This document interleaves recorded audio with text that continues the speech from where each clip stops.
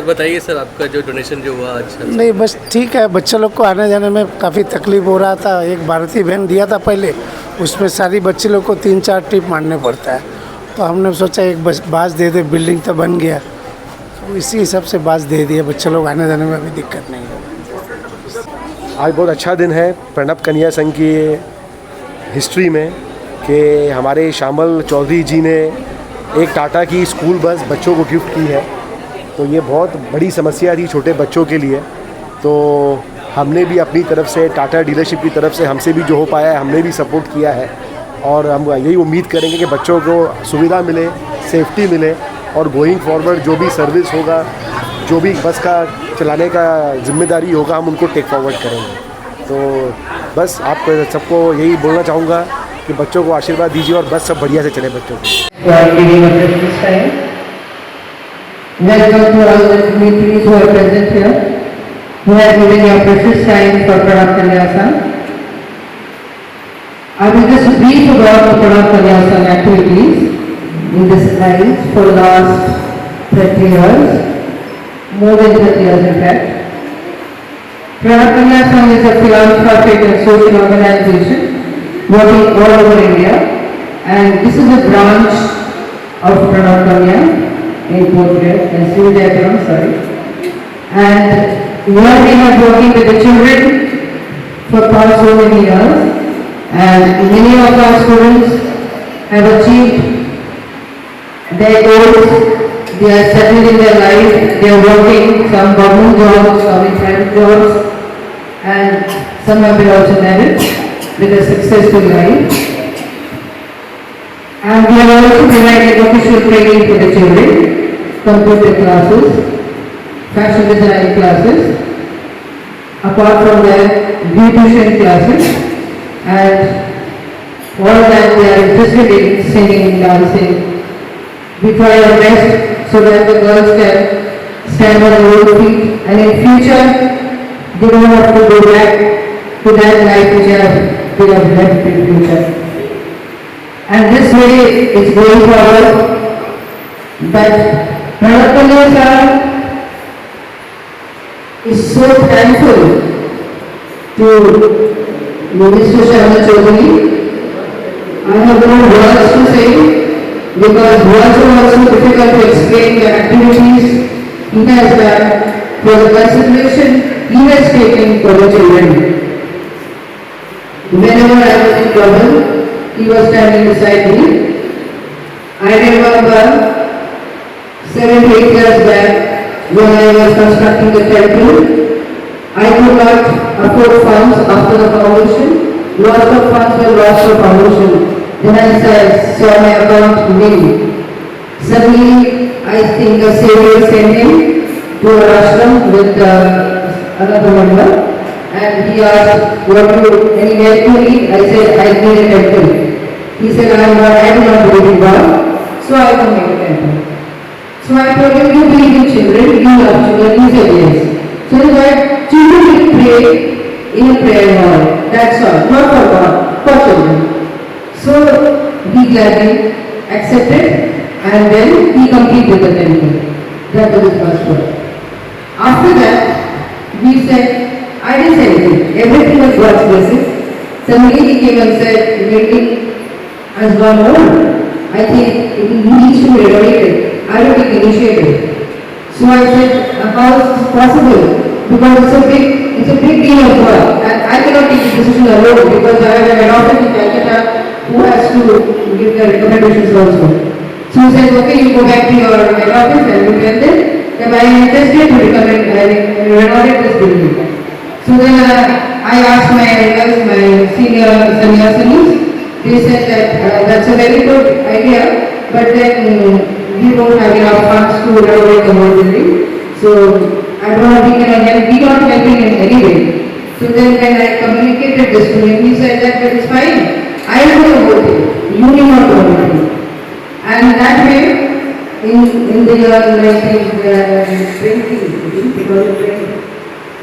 18 he came up with a plan, someone from Bombay, with the Mr. Dixit, Mr. Barodaji, and then they made a plan, but suddenly Corona came into to the field, so the work was stopped. And I think 2021, he completed it in just a 1 year, the span of 1 year. And we were so afraid that the demolition of the building will really stand.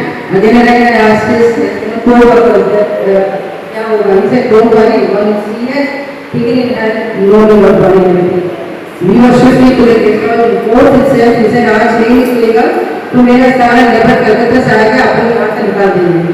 So that we went to next time with all the children, only 3 rooms were there, however we adjusted for 1 year. It was difficult for us, but that was a great big day in our life. So then again, when the construction was completed, as you all know, we all also come to participate with me. So then this was complete. Again after some days, the bus was donated by the State Bank of India in 2014 probably. So 30 seater bus, 40 children. But then it was going on and on, but suddenly the bus stopped giving us. They retired because overloading and it was also very cold. So I expended lots and lots of money, sometimes 50, sometimes 1, but then I didn't get the anymore.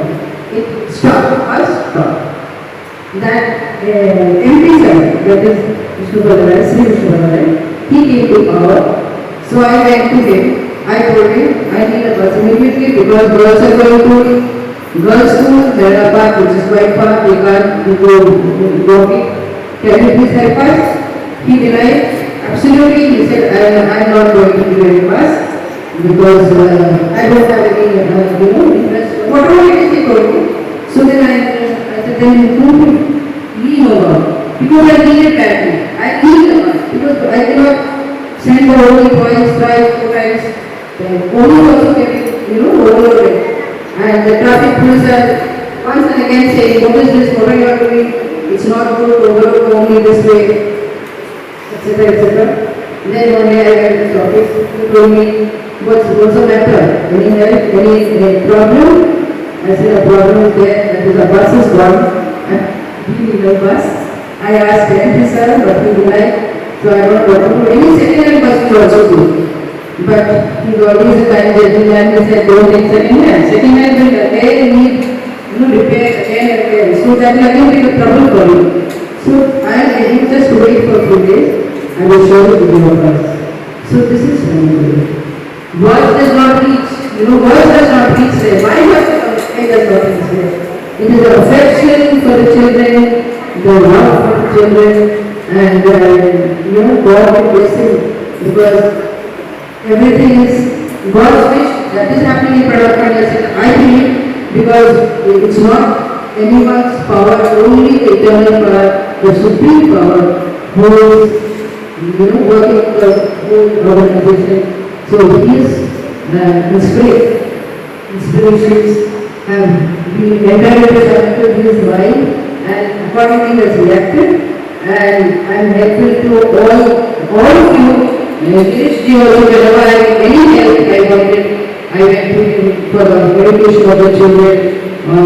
He always come forward, and he has also told me, anything you need, please come forward. And many here, maybe I don't need to say the name, because many names I know the names of the shops, but I don't know what the first is. I don't know your name, sir. You are also always very helpful, and thanks a lot to all of you. It's because of you that this organization is running in a very, very smoothly. So we thank all of you to come here to give your precious time. I would like Swamiji to please give few words and message to the children. Swamiji, age of Holy Mother, 80, she just came from Jalandhar or Kanapur. She uttered, मैं तुम्हारी सहधर्मिणी है, तुम्हारे काम में सहायता करने के लिए मैं आए. और एक दिन महारानी ठाकुर जी की सेवा करते थे चरण से, और उस समय मदर uttered, अच्छा मैं कौन हूँ? देखिए ठाकुर जी एक बात हमारे वर्ल्ड में छा दिया. ठाकुर जी ने किया, जो मंदिर में भगवतारिणी है, जो मोहम्मद में मेरा माँ है, भगवतारिणी माता है, वही आत्मशक्ति मुझे क्या सेवा कर रहे हैं। What a unique message for the world। तो स्वामी जी जो बताया इससे बहुत सारे ऑर्गेनाइजेशन छा गए इंडिया में। स्वामी एक ही काम कर रहा है। स्वामी जी बताया क्या तुम्हारे लाइफ का मोटो कौन है? तुम्हारे मोटो वही है आत्मान अक्षरम जगत हिताय जगत के बारे तुम जान लिया तो जगत कौन है? तुम कौन? First you have to realise yourself that this is there, something is there in our body। you are not only man, तुम मानहूस है, तुम चैतन्य सत्ता है। तो इसी के ऊपर हम लोग काम करते हैं। हम लोग ये जान सकते हैं कि हम लोग मेडिटेशन करते हैं, काम करते हैं और ये वर्ल्ड में हम लोग आए, ये अच्छा हम लोग ज्ञान लेते हैं। हम लोग कोई सारी सुविधा देते रहे, एजुकेशन देते रहो, तो हम लोगों को कुछ देना पड़ेगा। तो इसीलिए हम लोग हॉस्पिटल चलाते हैं, स्कूल चलाते हैं, कॉलेज चलाते हैं। हमारे बहुत सारे इंस्टीट्यूशन रामकृष्ण मिशन वाले हैं, ये भी छोटा हमारे ऑर्गेनाइजेशन है। हम लोग कोशिश करते हैं यहाँ पर जो व्यक्ति है वेरी हैप्पी जो लोग ये आगे हेल्प करेंगे उसके स्पिरिचुअल के अटेनमेंट के काम है। स्वामी जी बोला दिस इज ए सेवा योग, दिस इज नथिंग। सेवा जो भी आएंगे वो भी उसको भी अच्छा ही होगा। एक बार मैं इच्छा होता है हमारे एक साधु दो भाई है, वो थे पहले बड़ा भाई माधव मंदिर थे और छोटे भाई निर्मल और विमानानंद है, वो भी शाहजहां के पास दीक्षा लिया। तो बड़ा भाई इंडिया में रहते हैं, बेलूर के ऑर्गेनाइजेशन के बहुत बड़े मंजी कमेटी की मेंबर हो गया। और छोटे भाई को बहुत अच्छा फीस देते वो अमेरिका में भेजे।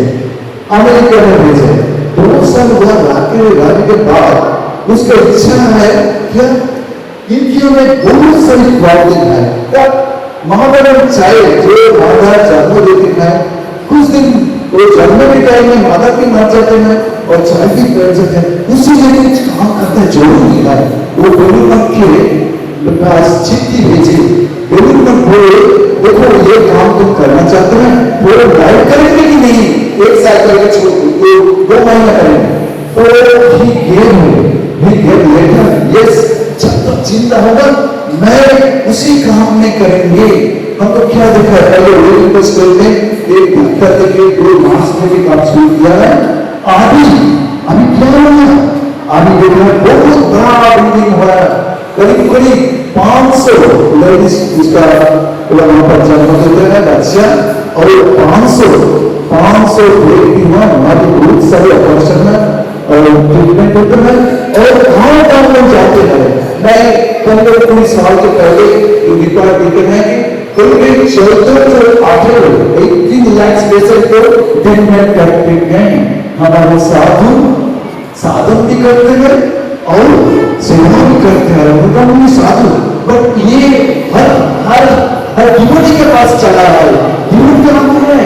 कोई गाड़ी देते हैं, कोई मकान देते हैं, कोई खाबर देते हैं, ऐसा है। स्वामी जी ने बोले देखिए ये लोग आपके लिए काम करते हैं और the sake of things world में काम करते हैं। आप devotees you should come together and give some donations। इसीलिए चाहता है मैं बहुत अच्छा लगी आके और सामन चौधरी हमारे साथ में है, वो हमारे मैं बता देता हूँ मुझे मालूम, वो थोड़ा आंसर देने के लिए मुझे मालूम नहीं। वो सबसे हुआ है शिवा स्वामी रंगनाथ जी महाराज। रंगनाथ जी केरल से एक गांव से आए, 6-7 पढ़ के वो थोड़ा चला है। रामकृष्ण में पहले गार्डन में काम करता है, किचन में काम करता है, लेकिन हर टाइम में टाइम मिलता है उपनिषद पढ़ते हैं, गीता पढ़ते हैं, ये रामकृष्ण के बारे में गीता पढ़ते हैं।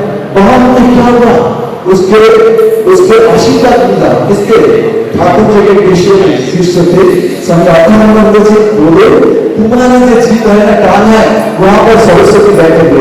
कभी 50-60 कंट्री में जाते हैं वहाँ लेक्चर देते जैसे चिन्मय बाबा जी हैं, मैं वेरी मच रिगार्ड करते हैं चिन्मय स्वामी जी को काबिल है।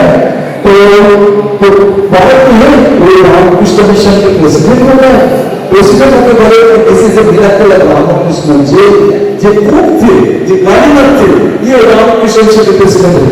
तो यहाँ जो लोग यहाँ पढ़ते हैं अच्छा से बैठकर ये नए सभी ईश्वर सभी देवता सभी अवतार के पास प्यार करते हो, तुमको सब शांति हो, तुम सब अच्छा से तैयार हो, जैसे तुम घर जाएंगे और बात उस अलग पैसों के लिए काम करेंगे। ये बात बताने के बाद मैं जो भी पुराना बास है छोड़ दीजिए, नया बास आता है और तुम ये नया बास को लेके स्कूल में जाएंगे, कॉलेज में जाएंगे, अच्छा एजुकेशन में और अच्छा तुम सब बड़ा अच्छा आदमी अच्छा इंसान हो, ये मैं तुम्हें प्यार करते हैं।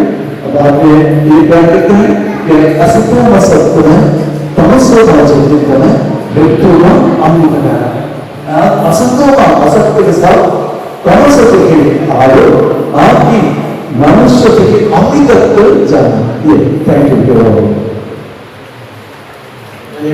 कृष्ण मिशन श्यामल चौधरी जी, इस भवन के उद्घाटन के समय भी मुझे यहाँ आने का अवसर मिला था, 4-5 साल हो गए और मुझे बहुत प्रसन्नता है कि पुनः एक बार हम इस सभागार में अच्छे कार्य के लिए उपस्थित हुए हैं। शास्त्रों में आया कि what is the purpose of life, जीवन का उद्देश्य क्या है, और शास्त्रों ने कहा परोपकारार्थम इदं शरीरम, this body is made for the welfare of others. दूसरों की सेवा करना, दूसरों की मदद करना, दूसरों के जीवन में खुशियां लाना, दूसरों के जीवन की समस्याओं को दूर करने का प्रयास करना, यह मनुष्य के जीवन का लक्ष्य है। परोपकारार्थम इदं शरीरम, इसलिए बहुत अच्छी बात कही, गुस्से में जो उबल रही इस दुनिया को ये समझाओ, गुस्से में जो उबल रही इस दुनिया को ये समझाओ, खंजर बनना बहुत सरल है, मरहम बनना मुश्किल है। दूसरों के जीवन के दुखों को दूर करना ये जीवन का सबसे बड़ा लक्ष्य है। मैंने कई बार निवेदन भी किया, कई बार ये प्रश्न पूछा भी जाता होगा, लोगों के मन में भी आता होगा कि why we should work for others, हमने दूसरों के लिए काम क्यों करना है? और इसका बहुत सिंपल उत्तर है, क्योंकि हम कर सकते हैं। भगवान ने हमको ये क्षमता दी है, ये बल दिया है, तन से मन से धन से विचार करने की क्षमता दी है, और इसके लिए दूसरे के जीवन में उल्लास लाना, प्रसन्नता लाना, ये हमारी जिम्मेदारी है। अरे भाई, जो समाज का जो वर्ग है, जिसके पास सुविधा नहीं है, जो वंचित है, जिसके पास में पढ़ने के लिए, रहने के लिए, खाने के लिए, पहनने के लिए, रहने के लिए, जिनके पास सुविधा नहीं है, ये उनकी जिम्मेदारी है जिनके पास ये सुविधा है और जो दूसरों की मदद कर सकते हैं। We must work, Swami ji ने कहा। संस्कृत में एक शब्द होता है भजन, कई बार अर्थ लगता है भजन करना बोलने से रघुपति राम, राजा राम, पतित पावन सीताराम, यही भजन है, नहीं। भजन का मतलब होता है भज सेवायाम, इन संस्कृत भजन का मतलब है सेवा करना, दूसरों की मदद करना, दूसरों के जीवन में आनंद लाना, और ये हम कर सकते हैं। मैं तो पिछले 25 साल से अंजुमन में हूँ और यहाँ जितने लोग बैठे हैं मुझे बड़ा आनंद है। उन सब चेहरों को देखकर के मैं देखता हूँ और सब लोग किसी न किसी प्रकार से सबकी मदद करते हैं। अंजुमन छोटा शहर है, इतनी सारी पूजाएं चलती है, इतनी सारी संस्थाएं हैं, इतने सारे कार्य चलते हैं, लेकिन आज तक किसी भी संस्था को पैसे के कारण कोई कार्य रोकना नहीं पड़ा। सब अपने अपने स्तर पर मदद करते हैं और ये काम चलते रहना चाहिए।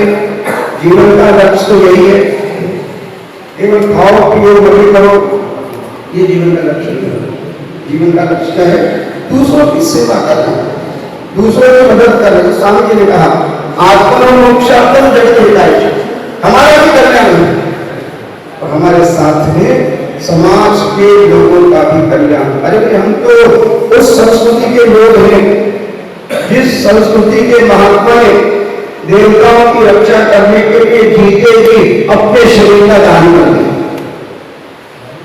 देहदान का कॉन्सेप्ट है, मरने के बाद में बॉडी दान करते हैं मेडिकल कॉलेज के बच्चों के लिए। कॉन्सेप्ट कहां से आया?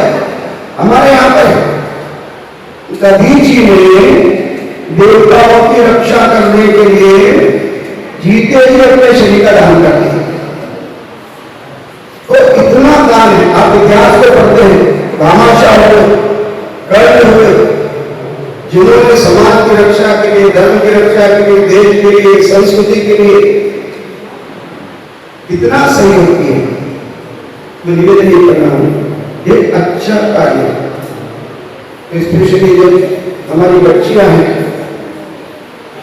एक बच्ची जब पढ़ती है तो सारा समाज व्यवस्थित बनता है, सुव्यवस्थित बनता है। वो अपने माँ के घर को भी और अपने ससुराल को भी दोनों को ठीक करती है। इसलिए हमारी जो बच्चियां उनको शामिल लाती है उससे आज बस भ्रांति जारी है। मैं शामिलदारी का अभिनंदन करता हूँ, उनके एफर्ट्स को अप्रिशिएट करता हूँ। एक अच्छा काम है और हमारी जो बच्चियां हैं उनके लिए स्वस्थ रहो, अच्छे से भोजन करो, माता जी की बात को सुनो, टीवी कम देखो, ज्यादा खेलो, पढ़ो और खाओ। ठीक है, ठीक है, अच्छे से खाना तो अच्छा मिलता ही है, माता जी के यहाँ पे सवाल ही नहीं है। ठीक है ना, स्वस्थ रहो। दूसरा, अपने आप को व्यस्त रखो। ये बच्चों के लिए तो है, तो हम सबके लिए भी। जीवन में सुखी रहने का बड़ा सिंपल 3 फॉर्मूले है बस।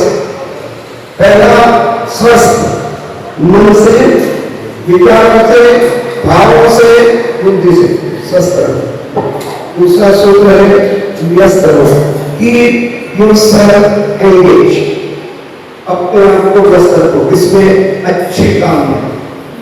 और तीसरा क्या है? तीसरा है मस्त रहो। आदमी बिना किसी कारण के दुखी रहता है, अननेसेसरी। जो घटनाएं हुई, जो होने वाला नहीं है, उसके बारे में सोच के अपने दुखी बनाता है। जरूरत नहीं, अभी तक अच्छा हुआ है, आगे भी अच्छा ही है। तो स्वस्थ रहो, व्यस्त रहो, मस्त रहो। हमारे जीवन विषय की पेज में इन लोग बोलते हैं, producing more than what we consume and giving more than what we take. हम लोग कंज्यूम करते हैं, उससे ज्यादा उत्पन्न करना, और हम समाज से जो लेते हैं उससे ज्यादा समाज को देना, ये होना चाहिए। हम सब लोग करते हैं। पुनः एक बार हमारी बच्चियों को बहुत शुभकामनाएं। तो आपको आने जाने की सुविधा हो गई है, शामिलदार का फिर से अभिनंदन, और यहाँ जितने लोग उपस्थित हैं उन सबका अभिनंदन। इसी प्रकार जो कार्य है समाज का वो चलता रहे, संस्थाएं आगे बढ़ती रहे और हमारे माध्यम से अच्छा कार्य होता रहे। इन विचारों के साथ में मुझे यहाँ बुलाया और 2 शब्द, हालांकि अभिजीत ने कहा था 2 शब्द कहे, मुझे लगता है शायद 100 से ज्यादा हो गए, और भी किए मैंने, फिर भी 2 शब्द से ज्यादा हो गए। Please excuse me, thank you very much.